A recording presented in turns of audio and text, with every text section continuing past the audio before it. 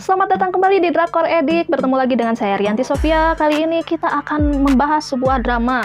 Nah, drama ini adalah tipikal yang all in ya. Tapi dari segala cerita-cerita yang berada di dalam drama ini, yang paling menarik adalah percintaannya atau romansnya yang berbeda usia antara seorang wanita yang berprofesi sebagai pengacara mapan dengan pemuda yang mantan narapidana. Nah, ini dia judulnya Why Her. 오수재를 다시 만났어. 공찬 제가 걔냐? 너 좋아한다는 공찬. 그 공천 맞아요. 그 이상 올라갈 겁니다. 다 먹을 때까지. Jujur aja, ketika pertama melihat poster dari drama ini, saya kira drama ini bakalan temanya gelap banget. Tapi ternyata drama ini dikemas dengan sangat ringan dan enak untuk diikuti. Nah, ceritanya mengenai profesi sebagai pengacara. Selain itu, diselipi juga cerita-cerita yang lain, yaitu mengenai konspirasi politik, percintaan, keluarga, dan persahabatan. Nah, ini dia daftar pemerannya. Seperti biasa, kalau konspirasi orangnya tuh biasanya banyak ya. Nah, saya sebutkan aja yang utamanya ya, yaitu So Hyun Jin sebagai Oh Soo Jae. Dan ada Hwang In Yeop sebagai Gong Chan. Kemudian selanjutnya Ho Jun Ho sebagai Che Tae Guk. Dan Bae In Hyuk sebagai Che Yeon Sang. Nah, yang membuat saya terkesan lagi yaitu akting dari So Hyun Jin yang menjadi Oh Soo Jae. Nah, di sini dia kayaknya mengeluarkan emosinya bener-bener gimana gitu ya, meledak-meledak ya. Nah, salah satu scene-nya yaitu yang ini, yang ketika dia menangis di pantai, kayaknya emang bener-bener emosi dan dia luapkan semua sampai mukanya pun bergetar gimana. Yang kedua adalah transisi-transisi dari film ini yang begitu masuk scene berikutnya itu transisinya bagus sekali, apik sekali sehingga dibuatnya seperti ini ya. Oke, kita langsung aja masuk ke sinopsisnya ya. Nah, drama ini bercerita seorang wanita yaitu Oh Soo Jae yang menjadi pengacara karena keinginan dari mendiang ayahnya.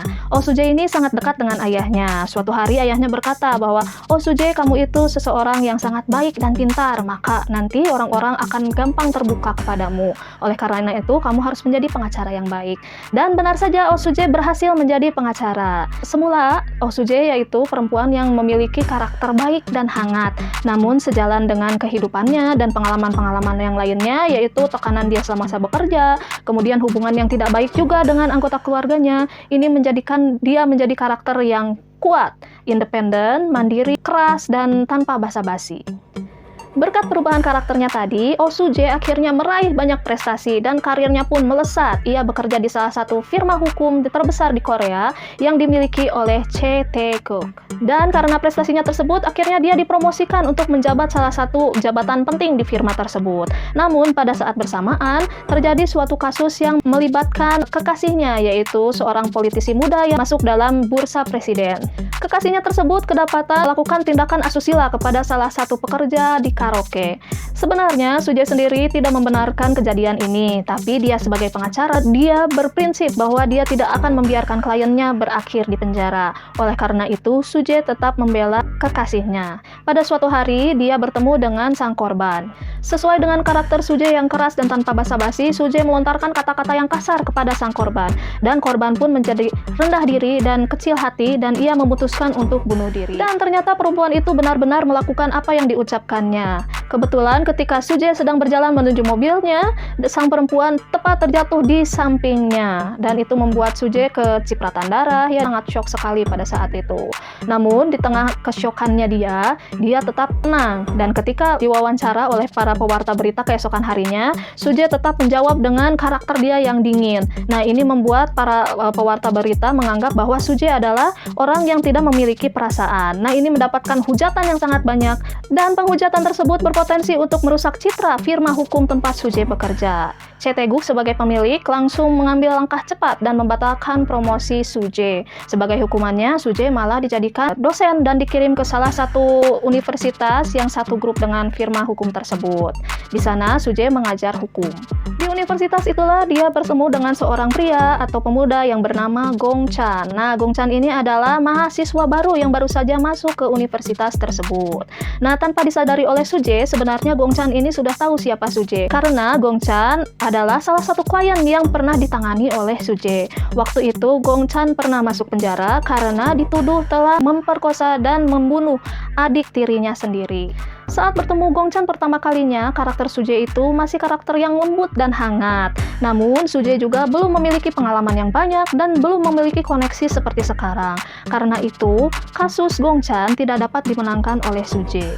Namun, Gongchan sangat tersentuh dengan bagaimana kehangatannya dan sungguh-sungguhnya Suje membela Gongchan. Setahun setelah persidangan Gongchan, akhirnya pembunuh yang sebenarnya ditangkap dan Gongchan pun dapat dibebaskan dan nama baiknya pun dipulihkan. Sehingga Gongchan dapat melanjutkan kehidupannya seperti sedia kala. Nah, di sini Gongchan ini bertekad untuk memasuki sekolah hukum. Maksudnya adalah untuk mencari Oh Suje, karena setelah sidang berakhir kontaknya langsung menghilang dan Gongchan tidak tahu di mana keberadaan Oh Suje. Nah, di kampus inilah mereka berdua dipertemukan kembali. Nah, kalau di kampus kan biasanya ada pembagian kelompok dan kelompok itu dipimpin oleh beberapa dosen. Kebetulan Gongchan itu kebagian kelompok 8 dan kelompok 8 itu langsung dipimpin atau dibimbing oleh Oh Suje. Nah, pada saat itu juga terjadi pelecehan yang dilakukan oleh salah satu dosen pria kepada salah satu anggota dari kelompok 8 tersebut. Dan di sini Gongchan meminta bantuan kepada Oh Suje. Namun Oh Suje yang sekarang dilihat oleh Gongchan adalah Oh Suje dengan karakternya yang baru, yang keras, tak peduli, cool dan gak basa-basi. Kelompok 8 ini kalau dilihat-lihat itu, kalau teman-teman kemarin sudah pernah nonton Rookie Police, nah aura-auranya itu seperti itu ya. Jadi ada kerjasama tim, ada keterikatan sebagai tim, kemudian mereka saling bahu-membahu dan akhirnya kasusnya pun dapat terpecahkan.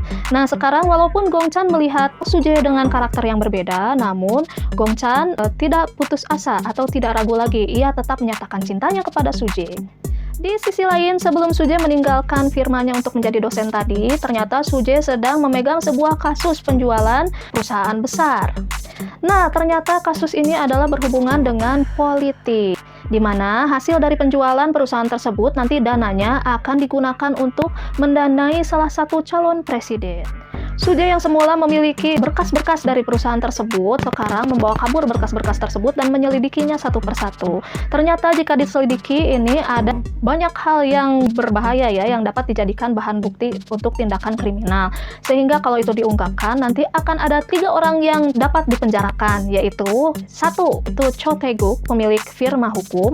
Kemudian yang kedua adalah pemilik perusahaan besar tersebut. Dan yang ketiga adalah orang yang mencalonkan diri sebagai presiden tersebut. Kemudian kasus bunuh diri pekerja karaoke yang tadi itu masih berlanjut. Nah, adiknya mengaku memiliki rekaman bahwa Suje yang melakukan atau Suje yang mendorong kakaknya sehingga jatuh dari atas rooftop. Karena ada rekaman ini, Suje jadi berpikir, mungkinkah ini sebenarnya adalah bukan bunuh diri? Atau mungkinkah ini adalah sebuah pembunuhan? Oke, kira-kira itu cerita-cerita yang ada di dalam drama ini. Kira-kira nanti kedepannya gimana ya kelanjutan ceritanya? Apakah ketemu itu si pembunuh yang dari pekerja karaoke itu? Kemudian gimana nih kisah romansnya Suje dengan Gongchan, dan kemudian gimana nih kisah konspirasinya antara ketiga tokoh besar tadi. Nah, oke, kita saksikan aja selanjutnya. Yang mau maraton silahkan maraton ya. Oke, sampai di sini dulu video kali ini. Semoga review yang tadi bakalan bisa jadi calon-calon candu kamu untuk melakukan maraton ya. Nanti kita lanjutkan lagi pada pertemuan selanjutnya dengan review drakor-drakor yang berbeda lagi. Oke, sampai jumpa lagi. Bye bye.